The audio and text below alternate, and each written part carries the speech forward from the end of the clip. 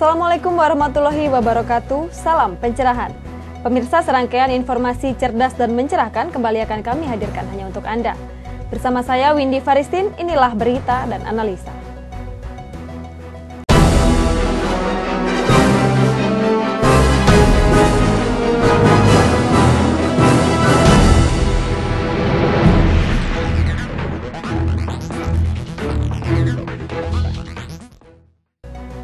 Mengawali berita pertama, pemirsa, program Presiden Joko Widodo Simposium Nasional Cyber Security resmi digelar.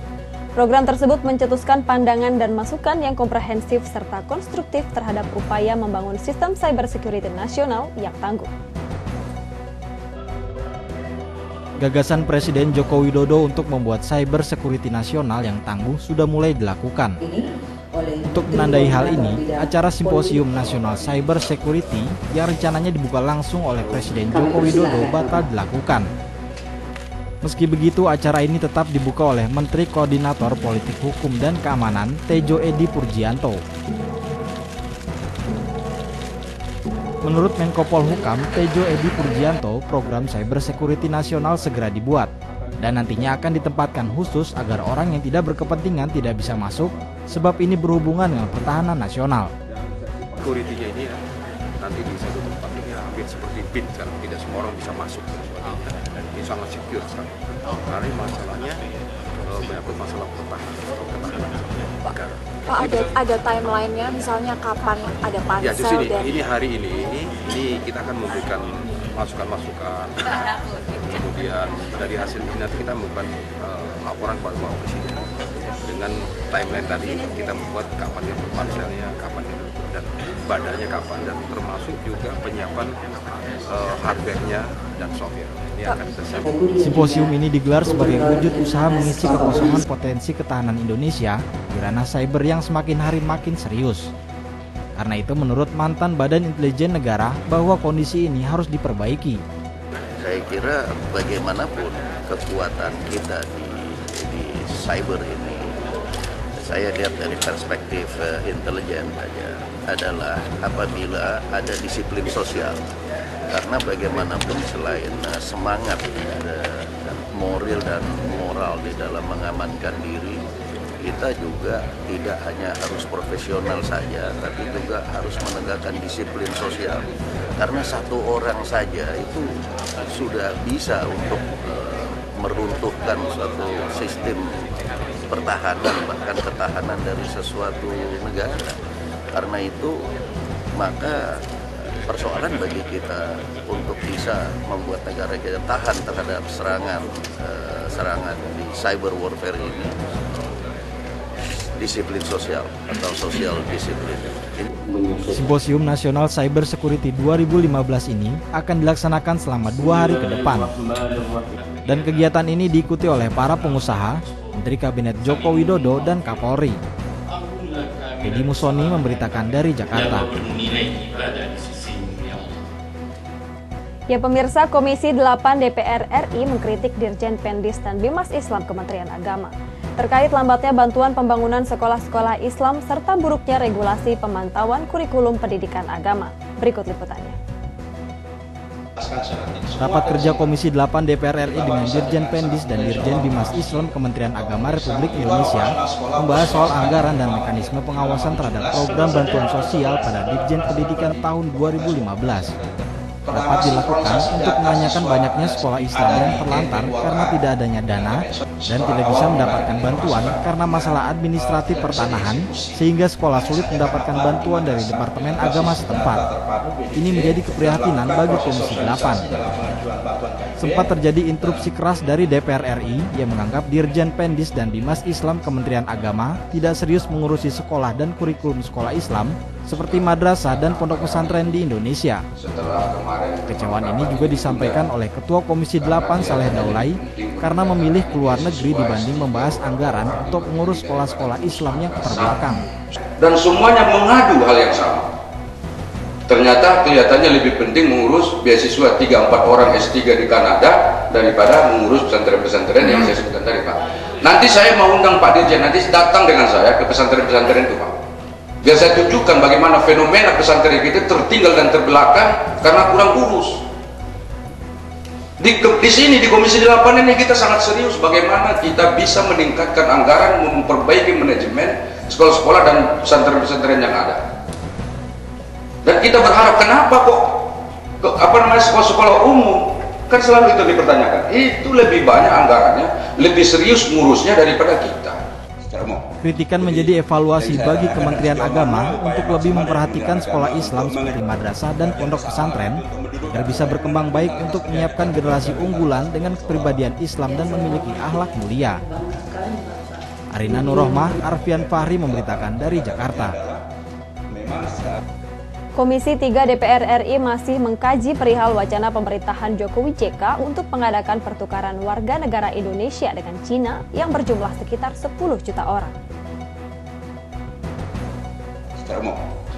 Pertukaran sebanyak 10 juta warga Tiongkok sebagai bentuk kerjasama Presiden Joko Widodo dengan Tiongkok menimbulkan pro dan kontra di masyarakat Indonesia.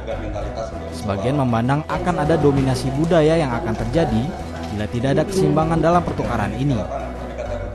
Menanggapi hal ini, Ketua Komisi 3 DPR RI Aziz Samsudin mengatakan belum mengetahui dan masih akan mengkajinya terlebih dahulu. Ia berharap untuk mempertimbangkan secara matang karena akan berdampak secara luas bagi bangsa.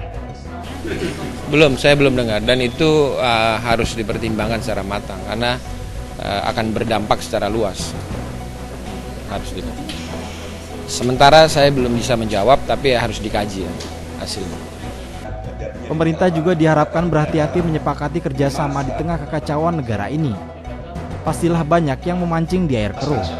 Seharusnya Indonesia melakukan pembenahan di segala sektor terlebih dahulu sebelum melakukan keterbukaan kerjasama yang memiliki resiko yang besar. Arina Nurrohmah, Arfian Fahri memberitakan dari Jakarta. Ya pemirsa, peraturan pembatasan ibadah haji segera diterapkan Kementerian Agama. Guna menghindari kecurangan, pemerintah akan melakukan pengawasan terhadap calon jamaah haji Indonesia. Kebijakan pemerintah mengenai pembatasan ibadah haji bagi warga Muslim Indonesia segera diterapkan, mengingat selama ini ada ketidakadilan dalam kesempatan berhaji karena ada keterbatasan kuota jamaah haji yang disediakan pemerintah Arab Saudi. Hidayat Nur Wahid selaku anggota Komisi 8 DPR RI menjelaskan, pembatasan ibadah haji tidak memerlukan biaya besar. Untuk mendeteksi pendaftar yang sudah pernah melaksanakan ibadah haji, pemerintah akan mengawasi paspor dan data diri calon jamaah haji, sehingga diharapkan tidak ada jamaah haji yang berangkat lebih dari sekali dalam kurun waktu 10 tahun.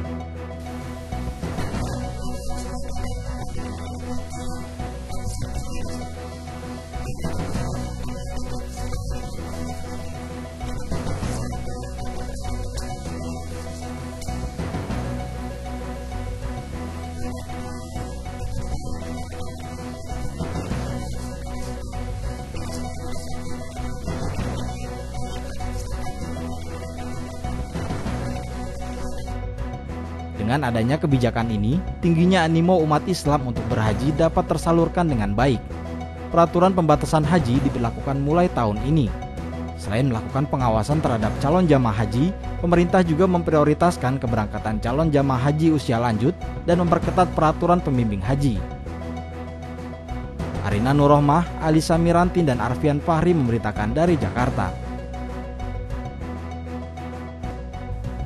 Pemirsa, pengelolaan keuangan di daerah yang kurang optimal membuat Dewan Perwakilan Daerah harus merancang kembali undang-undang tentang pengelolaan keuangan pemerintah daerah. Melihat kurang optimalnya pengelolaan keuangan daerah, DPD RI membuat rancangan Undang-Undang Pengelolaan Keuangan Pemerintah Daerah atau PKPD. Hal ini dikarenakan masyarakat di daerah masih belum merasakan hasil dari pembangunan sebagaimana yang diharapkan. Yang terjadi selama ini, dana perimbangan yang berupa dana alokasi umum dan dana alokasi khusus, juga dana dari pajak dan retribusi, kurang diberikan pemerintah pusat karena daerah hanya menerima 35%. Sedangkan 65%-nya dikelola pemerintah. Padahal, yang berhubungan langsung dengan kepentingan masyarakat adalah pemerintah daerah.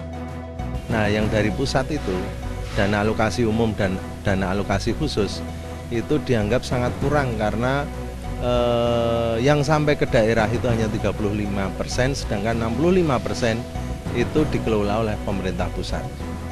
Padahal yang mempunyai masyarakat atau yang langsung berhubungan dengan kepentingan masyarakat itu adalah daerah. Afnan pun berharap dengan adanya rancangan undang-undang PKPD tersebut, masyarakat daerah akan merasa lebih adil, yaitu dengan pengembalian sumber daya alam yang biasanya diambil pemerintah dari daerah dengan persentase yang besar. Noviani Nuraini, Arfian Fahri, memberitakan dari Jakarta. Pemirsa, tetap dalam berita dan analisa informasi lainnya akan kami berikan setelah jeda.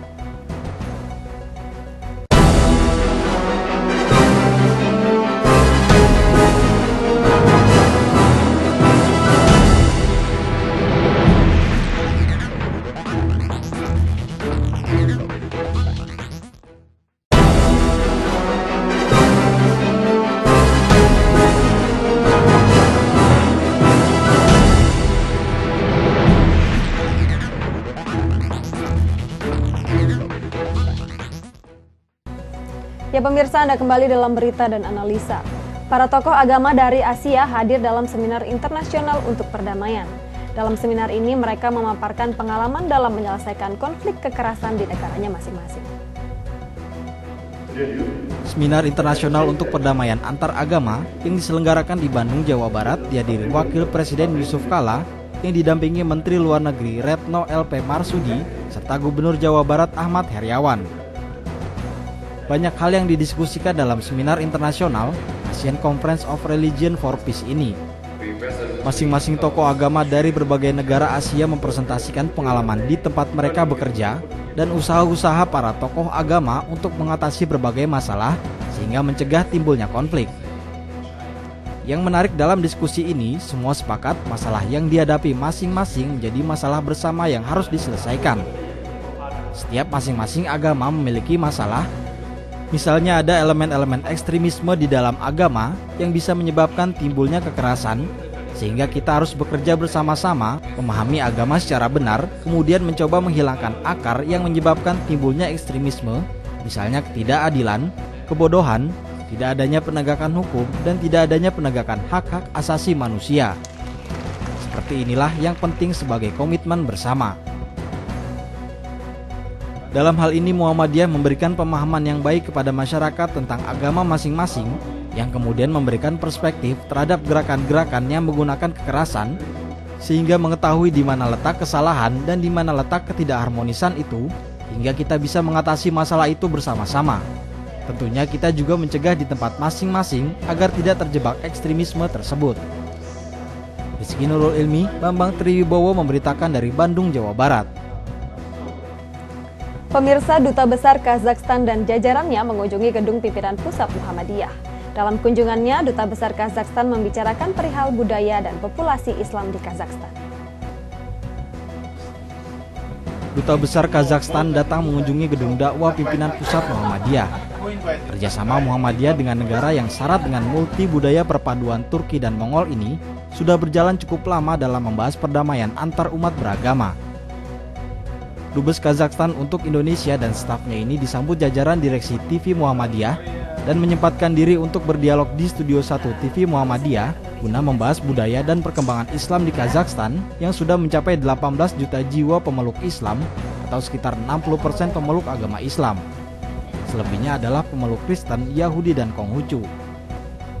Askat T. Orasbay selaku Dubes Kazakhstan untuk Indonesia menjelaskan hubungan negaranya dengan Muhammadiyah terjalin baik. Berbagai macam kebudayaan dan agama di Kazakhstan hampir sama dengan Indonesia. Muhammadiyah dipandang sebagai organisasi muslim di Indonesia yang toleran dan aktif dalam diskusi toleransi multi-religion di kancah dunia. Hal itu menjadi inspirasi untuk Kazakhstan dalam menjaga hubungan baik antar agama.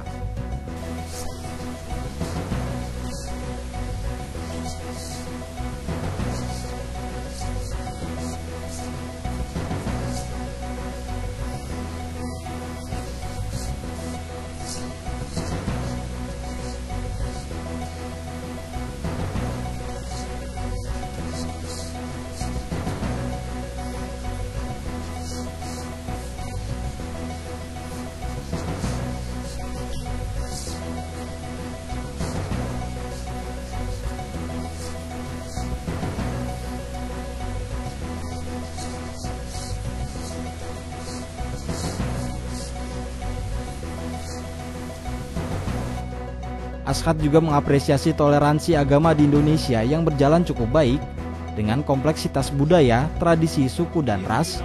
Agama yang berbeda-beda mampu bersatu padu dan hidup berdampingan. Arina Nurrohmah, Arfian Fahri memberitakan dari Jakarta. Pemirsa, gerakan dakwah yang dilakukan Muhammadiyah dari desa ke desa ternyata efektif memikat warga masyarakat non-Muhammadiyah, sehingga membuat masyarakat antusias untuk memahami organisasi yang sudah berdiri lebih dari 1 abad. Sebagai gerakan dakwah, maka Muhammadiyah tidak boleh berhenti untuk terus melakukan inovasi dan bentuk-bentuk dakwah yang disukai masyarakat. Selain dakwah dalam bentuk lisan, maka gerakan dakwah Muhammadiyah juga dilakukan dalam bentuk karya nyata dan karya sosial. 2 gerakan dakwah itulah yang dirasakan oleh warga Penggalangan, Kecamatan Seibamban, Serdang Bedagai, Sumatera Utara. Muhammadiyah Serdang Bedagai membangun sebuah masjid di desa yang selama ini belum memiliki masjid, sehingga warga harus beribadah sejauh 1 km. Kini dengan hadirnya satu Masjid Al-Faruq di desa itu, warga dapat memahami gerakan dakwah Muhammadiyah dengan baik. Sekretaris Desa Penggalangan, Al-Kasah, menyampaikan syukurnya atas terbangunnya satu masjid di desa itu. Bupati Serdang Bedagai Insinyur Sukirman dan Ketua Pimpinan Wilayah Muhammadiyah Sumatera Utara Profesor Asmuni hadir di Desa Penggalangan dalam acara syukuran, tablik akbar dan bakti sosial hitanan untuk 50 anak. Hadirkan negara di tengah-tengah rakyat, hadirkan juga mulai pembangunan dari pinggiran. Ini PD Muhammadiyah ini sudah nggak banyak cerita, langsung saja. Nah, bahkan bukan hari ini, sebelum itu pun sudah melakukan hal seperti ini. Cuman hari ini yang menarik menurut saya dilakukan di tengah-tengah kampung. Asmuni mengatakan Muhammadiyah tidak hanya mengurusi ibadah mahdoh, tapi juga masalah sosial. Bupati Serdang Bedagai Sukirman mengatakan Muhammadiyah adalah organisasi yang konsisten dalam dakwah bilhal. Saiful Hadi, TVMU memberitakan dari Serdang Bedagai, Sumatera Utara.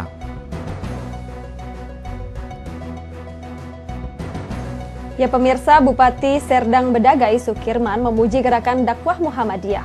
Pembangunan masjid dan gerakan sosial yang telah dilakukan menjadikan Muhammadiyah lebih unggul. Gerakan dakwah nyata Muhammadiyah yang dilakukan mulai dari pinggiran mendapat pujian Bupati Serdang Bedagai Sukirman. Bupati Serdang Bedagai itu hadir di acara syukuran dan tablik akbar serta kegiatan bakti sosial hitanan bersama di Desa Penggalangan, Kecamatan Seibamban, Kabupaten Deli Serdang, Sumatera Utara. Didampingi Ketua Pimpinan Wilayah Muhammadiyah Sumatera Utara Asmuni dan Ketua Pimpinan Daerah Muhammadiyah Serdang Bedagai Zubir Hamzah, Bupati melihat langsung dari dekat proses kegiatan bakti sosial hitanan bersama. Sebanyak 50 anak mengikuti kegiatan hitanan yang berlangsung di tengah pemukiman penduduk Desa Penggalangan yang berjarak sekitar 25 km dari ibu kota Kabupaten Serdang Bedagai. Bupati Serdang Bedagai Insinyur Sukirman memujikan gerakan dakwah Muhammadiyah yang dilakukan dari pinggiran. Gerakan dakwah seperti inilah yang menjadikan Muhammadiyah sebagai organisasi massa yang unggul. Kami ini Pak, perkembangan agama Islam cukup memuaskan, apalagi ada berdirinya salah satu masjid yang diprakarsai oleh organisasi Muhammadiyah. Kami cukup alhamdulillah. Sekarang anak-anak pun di sini sholat makin mendekat, yang biasanya jauh mencapai sampai 1 km. Sekarang alhamdulillah 2 meter sudah sampai.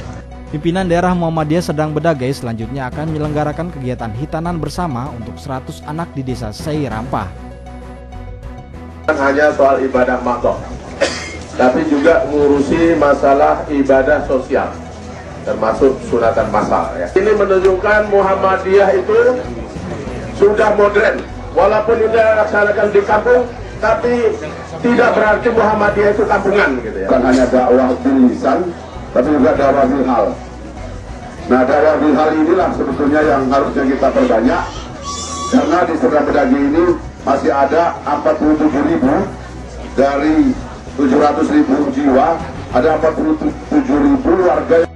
Saiful Hadi, TVMU memberitakan dari Serdang Bedagai, Sumatera Utara. Pemirsa, agar terhindar dari praktik-praktik politik dan korupsi dalam pilkada mendatang, pemerintah perlu melakukan pemeriksaan dan pengawasan kepada para kandidat pilkada. Berikut liputannya. Pemeriksaan dilakukan dengan harta kekayaan yang dimiliki kandidat, terutama pada calon yang memungkinkan menggunakan fasilitas-fasilitas publik yang bukan pada tempatnya untuk pilkada nanti.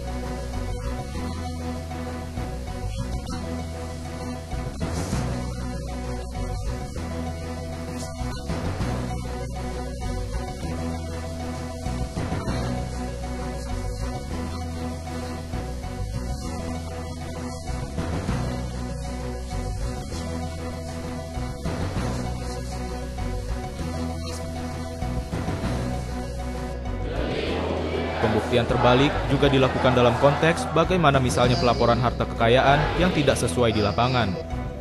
Hal itu harus diproses karena berpotensi digunakan untuk kemenangan pilkada.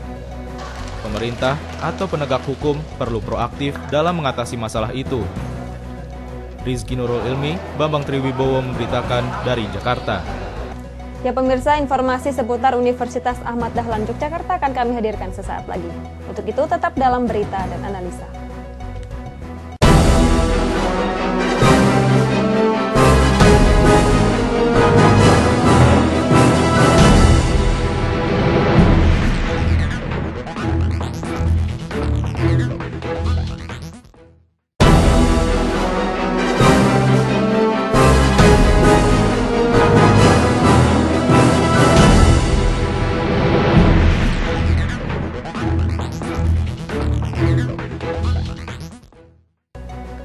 Ya pemirsa, terima kasih Anda masih bersama kami dalam berita dan analisa. Himpunan Mahasiswa Program Studi Sistem Informasi Universitas Ahmad Dahlan Yogyakarta menggelar seminar nasional dengan pembahasan tentang security versus forensik pada dunia teknologi informasi. Keamanan teknologi informasi di Indonesia sangat diperlukan. Upaya penanganan dan investigasinya pun memerlukan pendekatan pada bidang forensik digital. Dalam seminar juga diadakan demonstrasi langsung tentang security dan pencarian barang bukti pada media mobile dan Wi-Fi. Seminar nasional yang diadakan Himpunan Mahasiswa Program Studi Sistem Informasi Universitas Ahmad Dahlan Yogyakarta bertujuan untuk menciptakan kewaspadaan terhadap setiap pengguna gadget untuk keamanan dan kerahasiaan data. Dedi Haryadi sebagai pemateri pengembang forensik seluler mengenalkan aplikasi forensik BBM Port kepada mahasiswa untuk mempermudah tahapan sebuah forensik dari awal. Pengembangan aplikasi forensik terutama di bidang seluler, penekanannya adalah untuk pendidikan. Jadi saat ini banyak aplikasi forensik berbayar dan itu cukup mahal jika seorang mahasiswa ataupun mahasiswa untuk belajar cukup harus mengeluarkan uang banyak. Nah, dengan melalui BBM Port ini sebenarnya lebih mudah karena kita bisa mengetahui tahapan demi tahap untuk mengetahui sebuah proses forensik dari awal sampai akhir. Gitu. Harapan setelah seminar ini adalah untuk membangun kewaspadaan dan membangun ekosistem keamanan dan selalu tetap waspada terhadap ancaman-ancaman dari luar. Zimuliani, Asrul Sabtono memberitakan dari Yogyakarta. Pemirsa, dalam rangka internasionalisasi kampus double degree di Jalan Dr. Rajiman, Universitas Muhammadiyah Surakarta membangun fasilitas kantin bertaraf internasional bernama University Cafe. Untuk memfasilitasi kebutuhan makanan mereka, Profesor Bambang Rektor UMS berinisiatif untuk mendirikan kantin berkelas bernama University Cafe. University Cafe dipilih karena konsep tempat makanan tersebut bukan tempat umum, karena selain berada di dalam kampus, kafe tersebut juga bernuansa pendidikan, sehingga terdapat etika untuk masuk ke kafe, seperti tidak boleh membawa minuman keras dan tidak boleh merokok. University Cafe juga merupakan ajang mahasiswa berlatih entrepreneurship, Saat ini manajer yang bertanggung jawab mengelola kafe adalah mahasiswa double degree dengan sistem pengelolaan swakelola. Ya, Pak Rektor memberikan inspirasi, saya diminta untuk Pak bikin kantin jangan kayak kaki lima, karena ini kelas internasional. Ini kita harus membuat itu yang kita harus berani itu yang terbaik. Soalnya nanti kalau kita membuat sesuatu tanggung, itu mau upgrade di tengah jalan itu malah justru sulit kalau sudah mapan itu. Bikin yang baik sekalian. Gitu.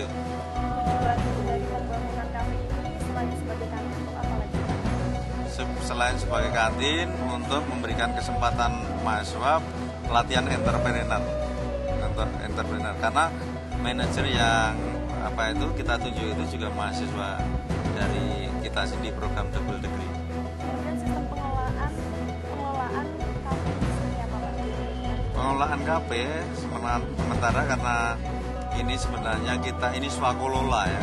Ini adalah milik universitas, hanya kita menunjuk manajer yang bertanggung jawab. Kita modali di awal, tapi nanti harus dikalkulasi sampai kapan dia bisa BEP ya, bisa BEP. Dia sekarang sudah bisa menghidupi tenaganya sendiri ya, manajer, chef itu sudah bisa di-cover dari kafe ini. Dimas, mahasiswa double degree yang ditunjuk sebagai manajer, mengatakan bahwa hal yang pertama akan dilakukan untuk mengembangkan kafe adalah menambah jumlah menu. Pertama, kita akan selalu mencoba untuk profesional, menjaga kualitas rasa, kualitas makanan kita, jadi seperti itu. Lalu kita untuk mengembangkannya, kita mungkin akan menambah jumlah menu kita, karena sementara ini menu kita hanya ada 22. Nunik dan Aji memberitakan dari Solo, Jawa Tengah. Pemirsa, fotografi jurnalistik atau fotojurnalistik menjadi populer seiring berkembangnya teknologi. Eksistensinya di dunia fotografi semakin kuat, terlebih didukung dengan banyaknya media yang membutuhkan tenaga seorang jurnalis fotografi. Dunia fotografi sudah lama dikenal, begitu juga jurnalistik fotografi yang eksistensinya mulai menjulang. Dengan perkembangan teknologi yang semakin canggih, menjadikan semua orang bisa melakukan hal tersebut. Satu di antaranya adalah perkembangan media online yang menuntut semua fotografer, tidak hanya fotografer jurnalistik, untuk bersikap dan berpikir kreatif. Artinya itu fotojurnalis sangat-sangat mengalami perkembangan yang sangat pesat. Didukung dengan media yang sekarang, dulu kan cuma media cetak ya, online belum ada, yang sekarang online. Dengan online justru fotojurnalis jadi dibutuhkan sangat banyak sekali. Iya kan? Iya. Semua orang dituntut untuk kreatif supaya fotonya masuk kan, otomatis kayak gitu.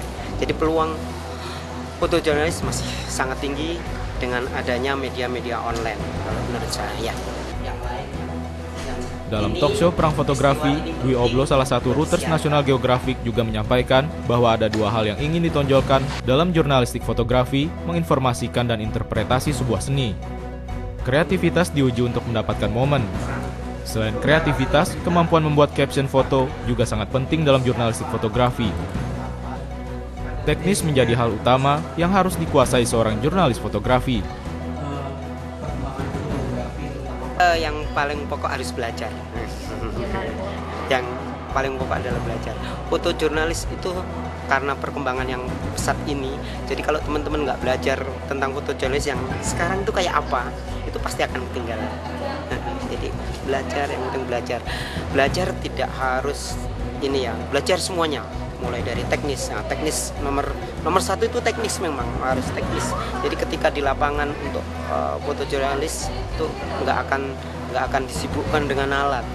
Habis itu tinggal konten. Bagaimana fotojurnalis itu menggabungkan antara konten sama visual itu bagus. Untuk bertahan menjadi seorang jurnalis fotografi, link menjadi peluang bertahan yang efektif di luar teknis dan skill yang menjadi syarat pokok jurnalis fotografi. Apalagi Mentari, Roifa, UMS memberitakan dari Solo, Jawa Tengah. Ya pemirsa, demikian serangkaian informasi cerdas dan mencerahkan yang dapat kami hadirkan untuk Anda. Saya Windy Faristin, wassalamualaikum warahmatullahi wabarakatuh, dan salam pencerahan.